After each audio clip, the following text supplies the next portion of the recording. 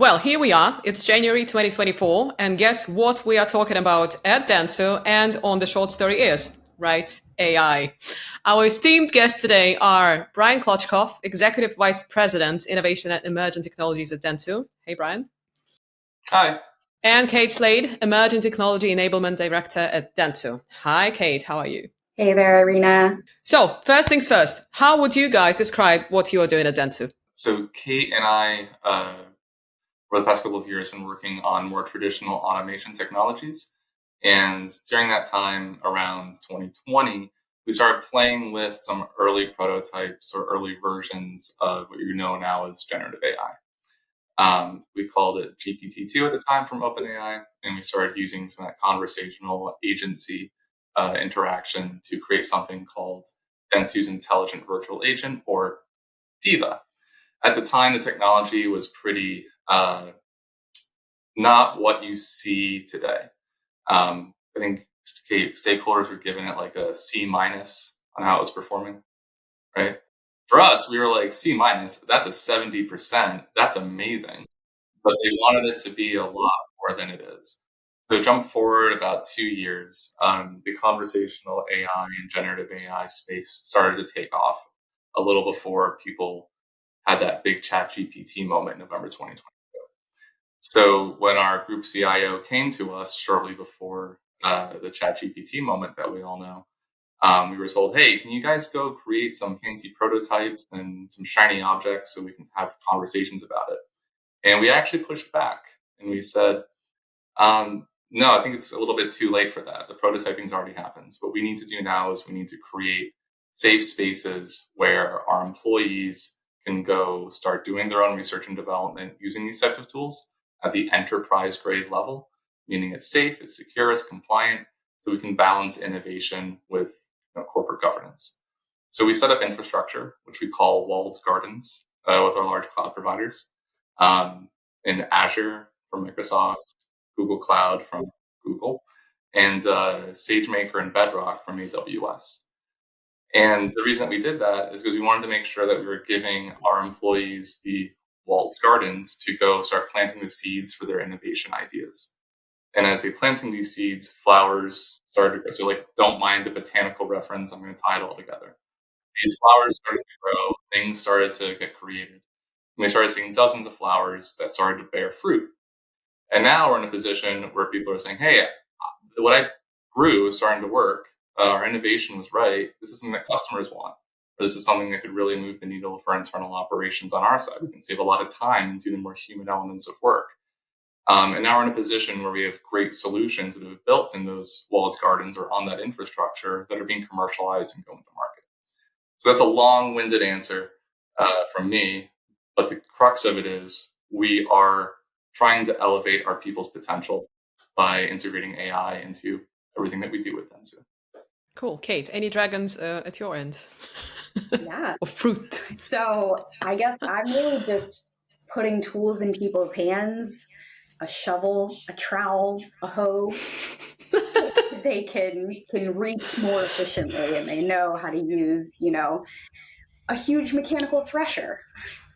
So what Kate's saying is she's leading hackathons across the organization now. And usually with these hackathons, you see, a couple engineering folks join and build what we call hello world applications. Like, look, I built a web page. What's happened in this space is because we've set up that infrastructure well, what Kate's responsible for doing is driving the enablement and adoption of that infrastructure. And with these hackathons, we started to see, I think for Google, it was like 350 people joined it, stayed committed to it. 350 people joined the Google the Google Hackathon, and produced over 30 working prototypes at the end of a week with support from 20 plus Google engineers. And we really see that the rate of adoption for these generative AI tools is so much more rapid than previous technologies. And that's because you can use things like generative AI to teach you how to use generative AI and make the most of it. So people who have no prior coding experience are asking, generative AI assistants, how do I write a Python script to do this, to make an API call to the walled garden infrastructure that we have so that I can create my use case faster. So with the hackathons, Kate, because it's becoming a massive thing, right? 350 people, that's quite a lot. So what's the entry point right now? Is it just for engineers, or it goes beyond that community of tech geeky guys, in the best sense of the word, of course? For example, us comms people, could we just hop on and generate some AI ideas and be as wild as we possibly can in terms of like creativity and the world? So everyone is welcome to join. We certainly don't want to exclude anyone, but users with some previous technical experience will have the best experience in the hackathons and really be able to get the most out of that.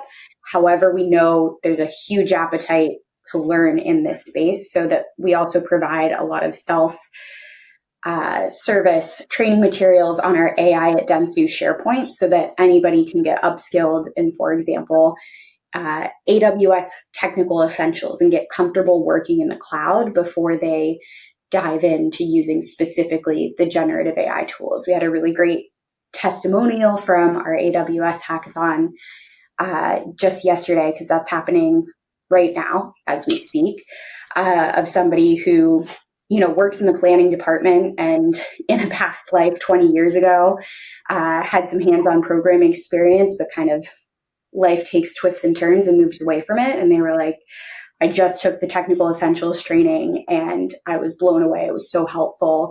I feel fully ready and prepared to go into this hackathon and navigate the cloud confidently, not just the AWS cloud that we maybe know or maybe love, maybe don't love some aspects of, but apply generative AI in that cloud and get up and running with a working prototype in just minutes.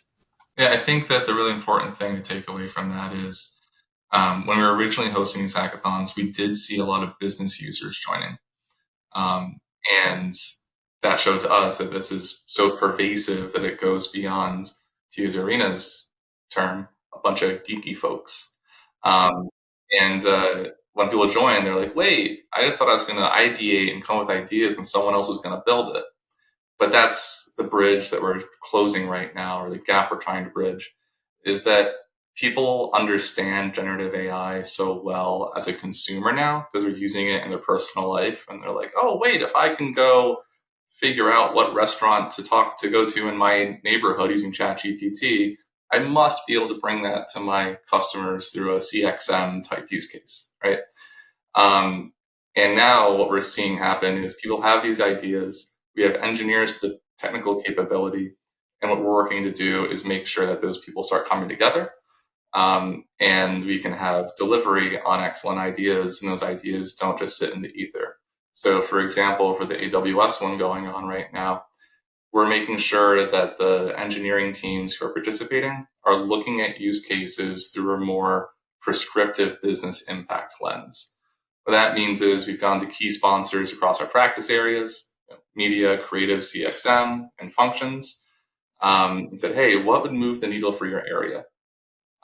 Hey, there's these 10 ideas. All right, when we're going through and we're learning how to use AWS's generative AI capabilities, we're not going to provide high scores, because we judge these, for hello world applications or things that are just like, look, I did a ChatGPT type thing that does something cool, but not super impactful for the business. Instead, the things that start moving the needle on those use cases that came from business and technical sponsors, those things get rewarded highly, and then they get a grand prize coming out of it to make sure that that idea comes to life. Awesome. 2023 was a year of potentially the biggest moments for AI in general, right? A lot of conversation, a lot of technology emerged on the market. And obviously, it was kind of a big year for dentsu as well in terms of how we adopted a lot of AI technologies for our workflow. So can you actually walk us through what the major milestones were from last year and how that sets us up for this year in terms of AI capabilities at dentsu? Sure. So I think that the big milestones are not the most exciting ones that you're going to go out and read press releases about some crazy avatar that does a thing in a video game to drive brand loyalty. Those are the types of shiny objects that we knew were possible, but we wanted to make sure that those ideas could scale. So there were three main milestones. The first one was the implementation of our Azure OpenAI infrastructure. So as I'm sure most listeners know, OpenAI is the provider of ChatGPT to everyone, DALL-E, and a bunch of other models that aren't as well known probably. Because of our partnership with Microsoft, we're able to bring those models from OpenAI into dentsu's Microsoft ecosystem. And that means that the data that goes in and comes out of those models stays within what we call the service boundaries of dentsu. That means that our customers' data is protected, our employees' data is protected, and then we're even able to use the data exhaust, or the data that comes out of the experience of interacting with that thing, to more strategically activate other experiences. So for example, if something is a GPT-enabled thing that is built in our Microsoft estate, is living on a customer's website, we're able to look at the data that comes out of the experiences that consumers have with that agent and say, hey, there's a lot of people in Palm Beach, Florida, who are having this type of experience with that particular client's website. Let's go create an audience segmentation for that thing and start activating social campaigns for them, as an example. So that's really big for us, because with OpenAI directly, while they do all the amazing research and development work, we don't have access to that level of data, and we don't have the confidence that would come with the security and data privacy aspects of it. So that infrastructure was stood up, and I think March of last year, which was a pretty quick first mover on it. Then followed by that, we did similar work with Google Cloud's Vertex AI and Model Garden. Gives you a similar experience just with Google's models and the third parties they contract with. And then most recently in August, September, we did the same thing for AWS.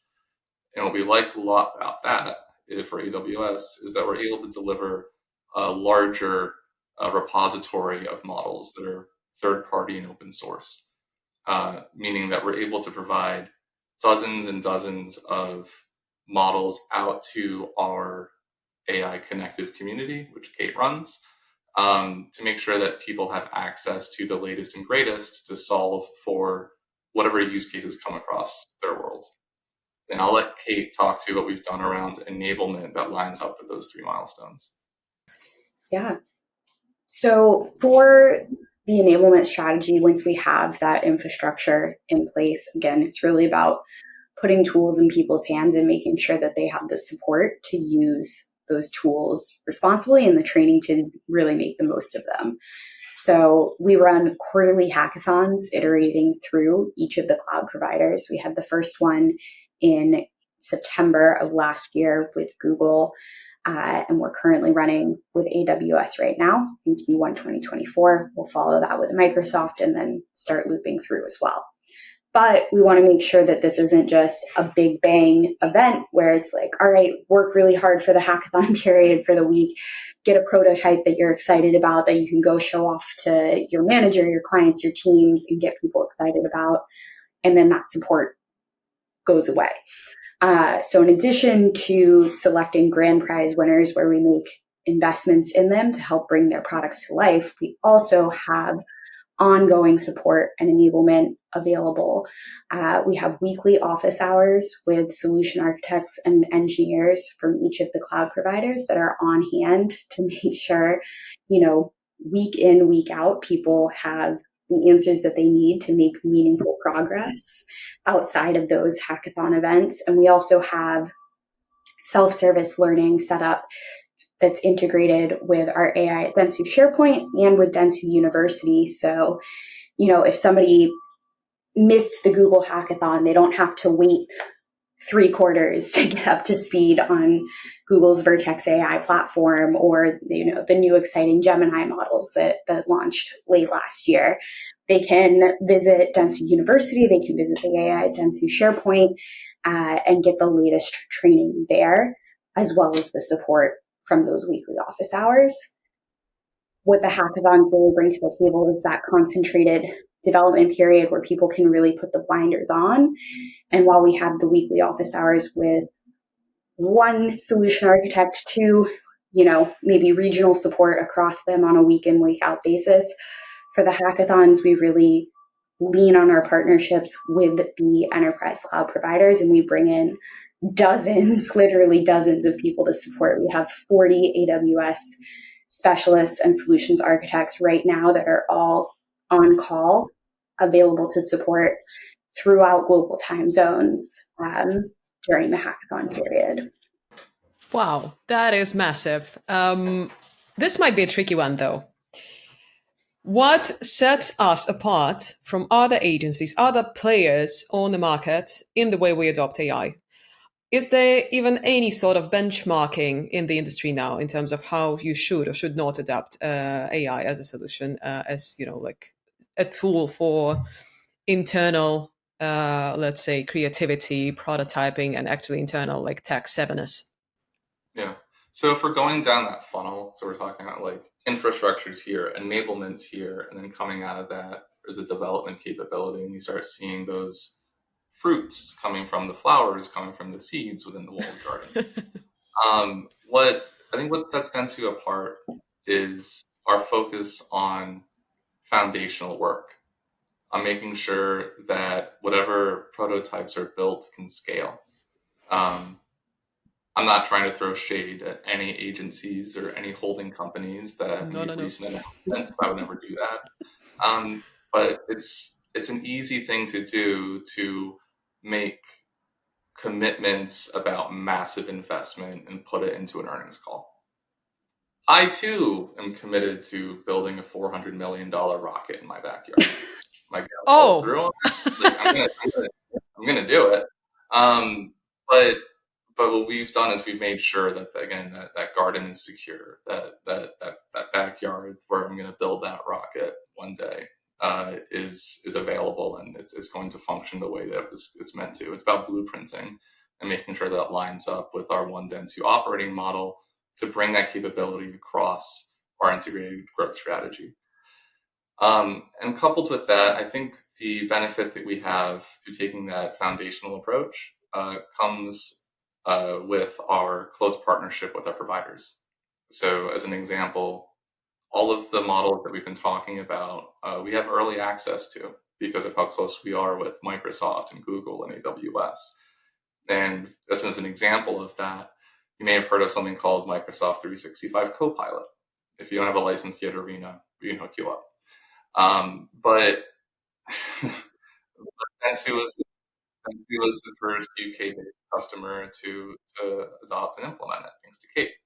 And that was a very small group of enterprises globally, outside of our industry as well. There are a couple thousand licenses that Microsoft was willing to give early access to. Dentsu was one of them. Even from a comms perspective, we're letting the technology providers around us validate the work that we're doing, which is why you see Satya Nadella getting on stage at MS Ignite with the Dentsu logo behind him and saying, this is the way that you should be deploying this, and elevating people's creativity at scale. I think that those are some key foundational elements that we laid in 2023, and the goal coming into 2024 is to really start to bring those solutions and products to market with a cohesive strategy. And that strategy has been laid out, and we'll see some really exciting things coming soon. I'm not going to give any spoilers right now, but it's on its way. Well, Brian, one spoiler is that the next episode of the short stories will be from your backyard, I promise. So, once the rocket is ready. Yeah, I feel like Palm Beach, Florida is a better place to be than Boston, where Kate is, and I assume you're not in 80 degree or 30 Celsius. Not even close to that. Okay, now that we're all jealous of your whereabouts, next question is about actually internalizing AI at Dentsu. So basically, we are now in a position where we have a lot of stuff and a lot of instruments and tools we're using for work on a daily basis, I would say, right? So we have access to Copilot, we have Dentsu DALL-E, we have built Dentsu GPT, and so on and so forth, and the list goes on. Do we actually track and measure whether all these tools make us faster or, more importantly, make us smarter in the way we work? Yeah. That's a great question for Kate. Okay, good start. So the short answer is yes, we do. And we tackle that in a variety of different ways. We're running longitudinal surveys, so not just one and done questions, but over time, tracking how people are using products like M365 Copilot, how many times a day they're using it, how much they feel that they're benefiting from it, time saved, and their general sentiment, what they're using it for. And so through that longitudinal survey program, we found that 80% of users have had a positive experience with M365 Copilot. They would rate it 4 out of 5 stars. More than half of them are using it at least once a day. 43% of them are using it multiple times a day. And 2/3 of our users are reporting saving 15 to 30 minutes a day, which may not seem like a huge chunk of time. Just, 15 minutes, that's, the time it would take me to walk and go get a different coffee. But when you add that up and you take into consideration as well that we've started deploying these licenses primarily to senior leadership, the value of that time really starts to snowball. And that turns into hours a month, and that they're getting less time on mundane, tedious, repetitive tasks like taking meeting notes or replying to emails. And they can be more creative and create higher quality content with less effort with the tools that Copilot is making available to them. And we've actually paired that longitudinal survey with another tool called Microsoft Viva Insights that actually tracks people's productivity signals. So it's not self-reported, it's coming from how they're using their Microsoft collaboration tools like Teams, like Outlook, day to day. So we've got the sentiment from the survey and the great feedback there, and then we corroborate that with the actual data signals and how they're using their applications. And we've seen that overall Copilot users are spending less time in meetings. They're being more efficient with their time with Viva Insights. And one thing that I really like that came out of that quantitative reporting is that they're investing that time that they're saving with M365 Copilot back down into the people below them. So users with M365 Copilot actually increased their one-on-one time with direct reports by 12%. So not only are they personally seeing that benefit of time savings, they're investing it back into their teams and the people that they work with. And I can qualify that as an individual. So back when I was doing one-on-ones before Copilot, I would do everything that I could to kind of read through various status reports that Kate and team have submitted. And oftentimes I'd be like, wait, I don't understand this thing. Or Kate, sorry, one-on-one, what exactly what's been going on? What do you need to escalate to me? How can I help? Instead of having those meaningful mentorship and career conversations. Now what I do is I go to Copilot. I say, hey, what's Kate been up to? I get everything about what Kate's been working on that I have access to, and things that are projects that we're involved in together. And that means that Kate doesn't have to rehash the reports that she's already done and spend 20 minutes of a 45-minute one-on-one to go through that. We can spend more time talking about growth opportunities and the way that we can affect dentsu positively as a whole. So anecdotally, it's real. Data-wise, data validates it at scale. And then another number I'd throw out there around this is, like Kate said, 15 to 30 minutes a day doesn't seem like a whole lot. But when you say, hey, that's 30 minutes times 5 days per week, times 52 weeks, you get to 7,800 minutes. Divide that by 60, you get 130 hours saved. So what's that, like 3 business days? No, 3 business weeks? No, a little less than a week. And then you multiply that out by 72,000 employees. So if you had all 72,000 employees benefiting from that, you're getting to, I hope my math is mathing. You get to around 9. And that's pretty significant. Me looking at the scale of dentsu and helping people incrementally get time back to focus on the things that people studied in school, the things that people wanted to do, but oftentimes when I was a junior level employee, I was taking a lot of time writing meeting notes. I was scribing a lot. I was doing a lot of things that I didn't necessarily spend, most of my life studying for. I know that I would have been able to do a whole lot more creative problem solving if I wasn't the scribe in meetings. So when you start to provide this capability out to people, we expect to see better engagement scores. People are doing the things that people are meant to do, and bots or AI is doing the things that are mundane and robotic about work.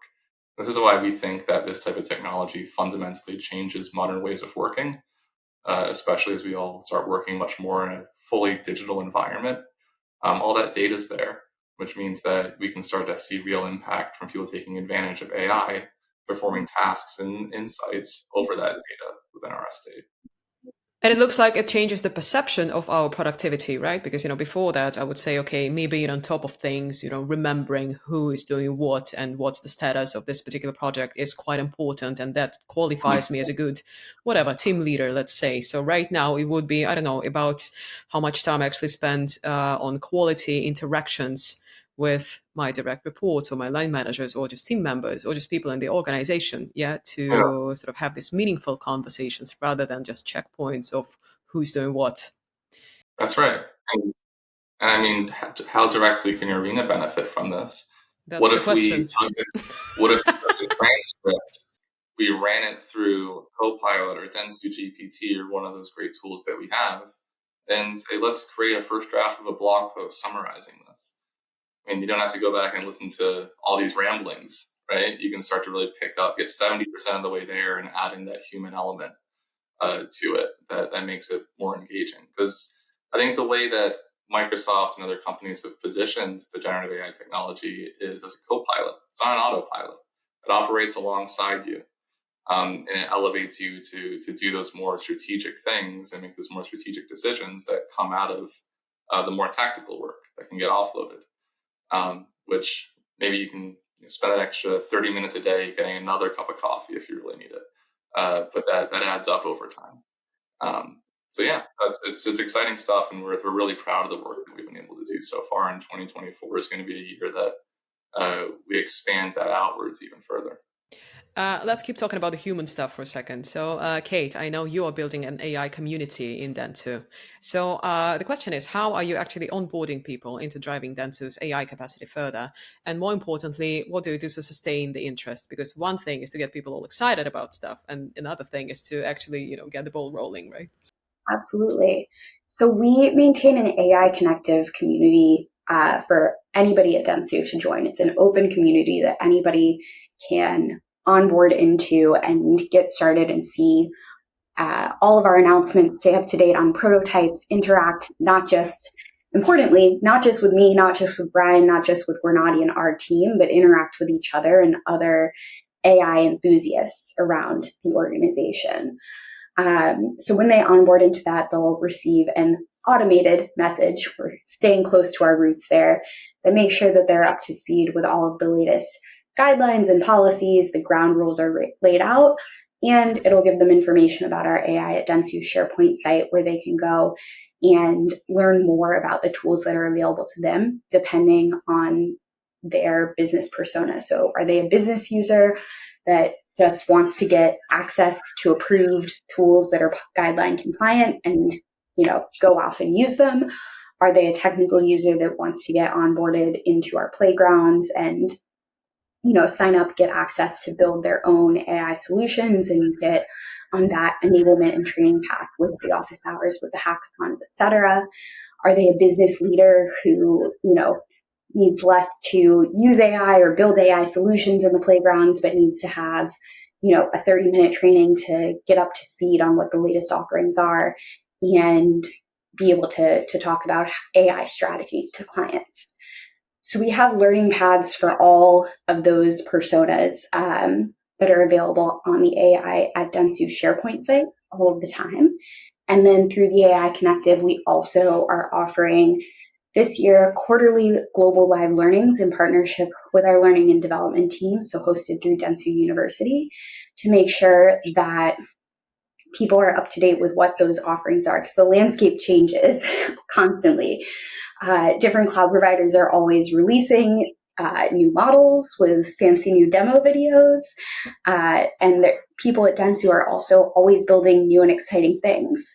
So not only do we host the hackathons, for example, but we also provide live learning sessions that let the winning teams present their solutions. And I think that really gets people fired up. We saw a lot of great feedback from the one we hosted in December, presenting winning Google Hackathon solutions. I love seeing people at Dentsu that are passionate about the work that they're doing and sharing that and presenting that out with everyone. And you'll see, even if you go and look at the AI Connective in the client solutions or the prototypes channel, people unprompted by me are posting in there like, hey, I built this cool thing that does like an image background replacement. Like, could we use this for some of our clients to help them provide different, capabilities and offerings on their websites? Or I built, this assistant for briefing, like, check this out, see what I've done, get different reactions, not just from people on their direct teams, but from our community of more than 4,500 people around the business from all pockets of Dentsu. So they might be in a different geo, they might be in a different practice area, but they're all communicating and collaborating together in that AI Connective community. I think that that's the biggest point, is that how do we onboard people and keep them engaged? It's become a platform for people to share their work. And when we're fully remote, but we're such a global integrated agency or network of agencies, that doesn't always happen. Our goal originally for that community, because we want to have hard and fast KPIs for tracking things, right, was let's get 1,000 people in there. I think Kate said 4,500, but I think it's close to 5,000 or above 5,000 people now. And when we look at the engagement metrics in there, just in the past 30 days, we have around 3,300 people who are active in there. 77 replies. There's over 320 engagements or likes, reactions, that type of thing.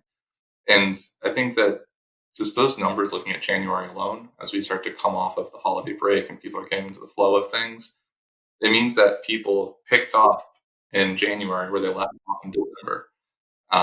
And Kate's mostly to thank for getting the platform set up and driving a lot of that engagement, but it's also a huge thanks to the people who are participating.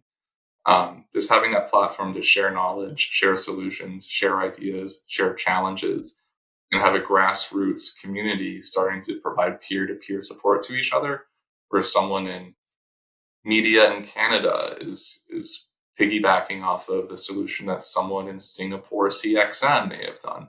Those people would have never been connected otherwise, but it shows the strength of our integrated growth strategy and set of offerings, because we're able to connect those types of people through a shared enthusiasm around these tools. So in a nutshell, people are vibing in the AI community, right? Exactly. It's a little party. Exactly. Yeah. Sounds like so much fun. The mission of AI at Dentsu, and I mean, we're using bold words, right, to sort of make a bold statement to the outer world why we're using AI and why this is the current, the thing in the company. So it's currently formulated as enabling the never before by implementing AI as the Copilot to augment employee experience and customer performance. In this podcast, I'm doing all the tricky questions about like, okay, that is bold and marvelous and fancy and shiny. So let's actually pin this down to some recent examples of how exactly we augmented employee experience or customer performance. I'll take that one first while Kate's wheels turn through all the different opportunities and options. But there's, again, going back to the infrastructure, it's about giving people access to the enterprise-grade resources they need to move the needle on their own use cases. There is an amazing solution that's come out of Dentsu CXM called GenCX. And while I can't speak to all the details around it, I'll let that product team do that if there's a follow-up. But they're able to use what they call large knowledge models to create audience segmentations and insights in a matter of minutes using first-party data in the data set that we have through M1 and Mercury. So when you're looking at that, you're saying you're taking generative AI, you're overlaying it with Dentsu's private data sets. And not only are you reducing the cycle time for how long it would take for someone to manually create those audience segmentations and maybe more subjective way, you're quantitatively doing this with the same logic using new technology, dentsu's best-in-class data on identity, and you're able to turn around that value to a customer in a day versus a month. And again, that goes back to an elevated customer experience.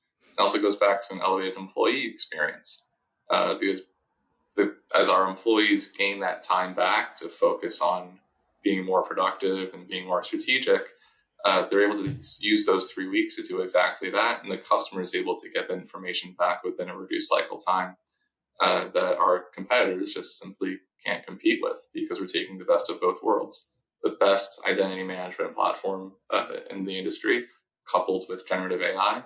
And that formula is what elevates that potential. Again, I'm not the product owner for that, so don't ask any more tricky questions on it.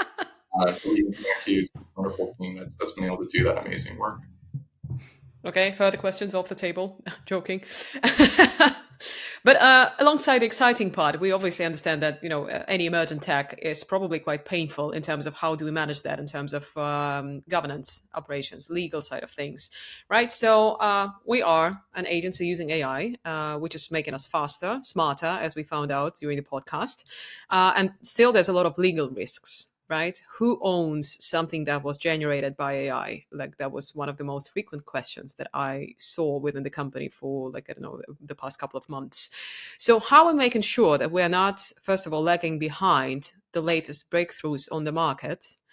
And what are we doing? And that what we are doing is still a measured innovation in terms of legal and security risks. So basically, how do we mitigate the risk of getting too excited and bringing new things on board, knowing that this could be potentially risky for us and for the clients? I hate to keep saying it, but it goes back to the infrastructure.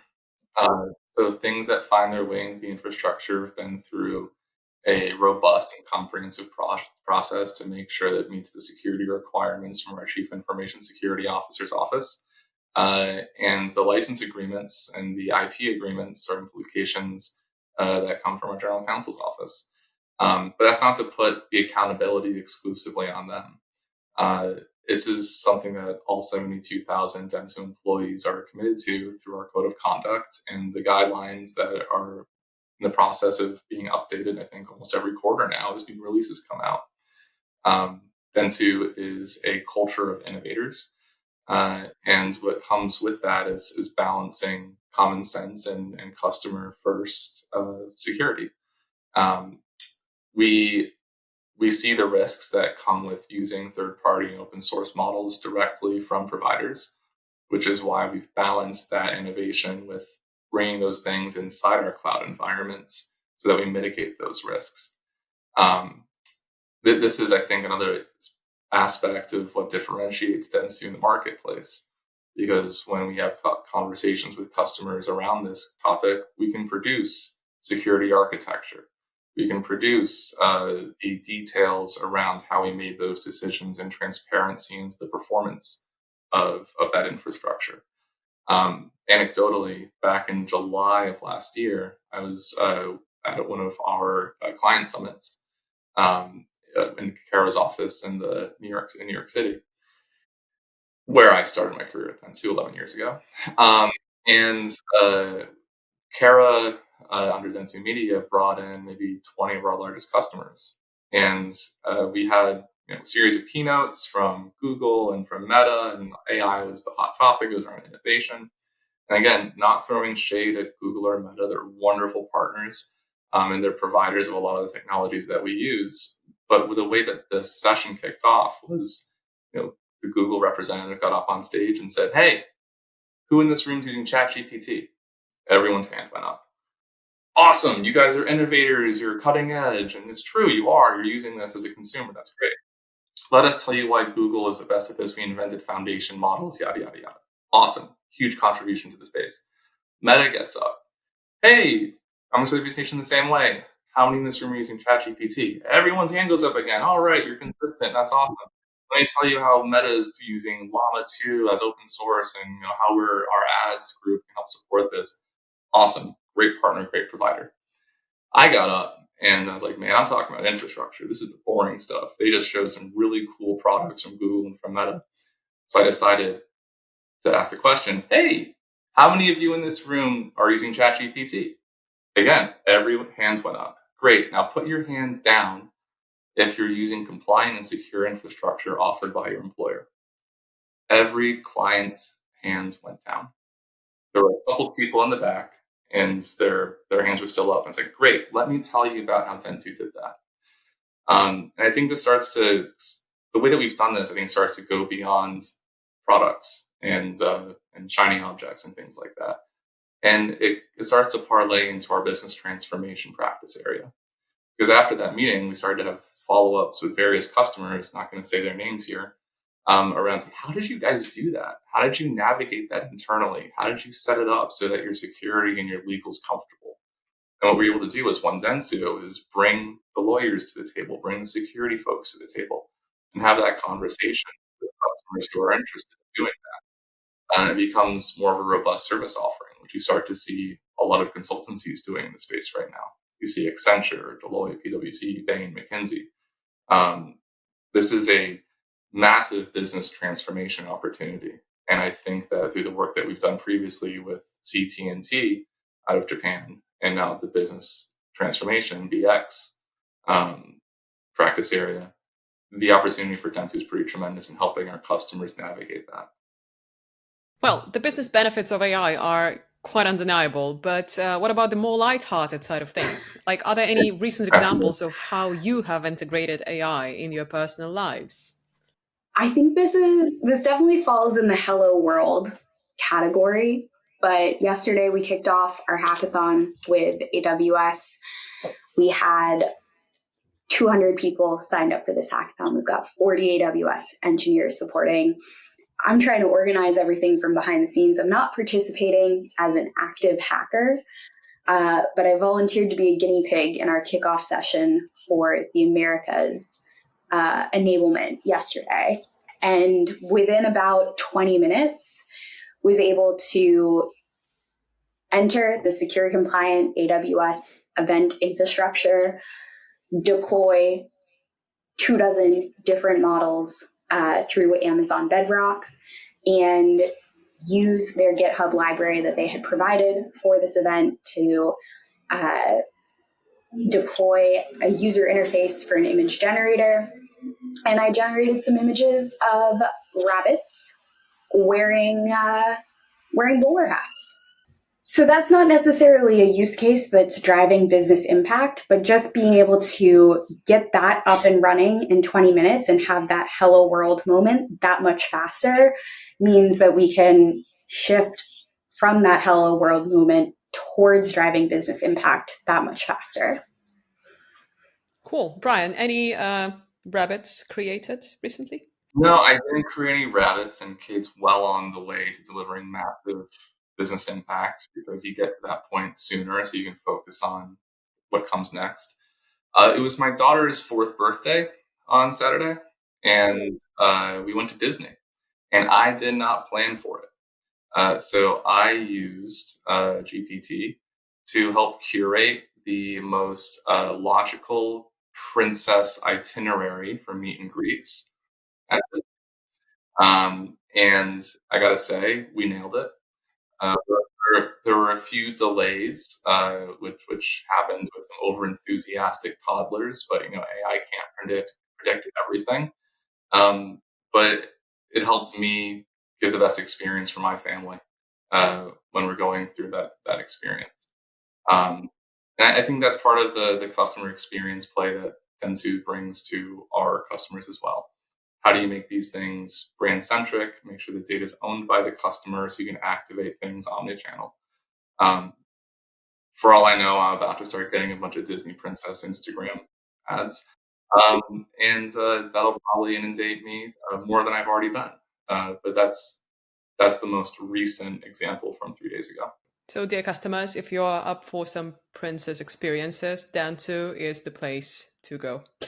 And this has been the short story of AI infrastructure and all the cool stuff around AI at dentsu. Thank you guys so much.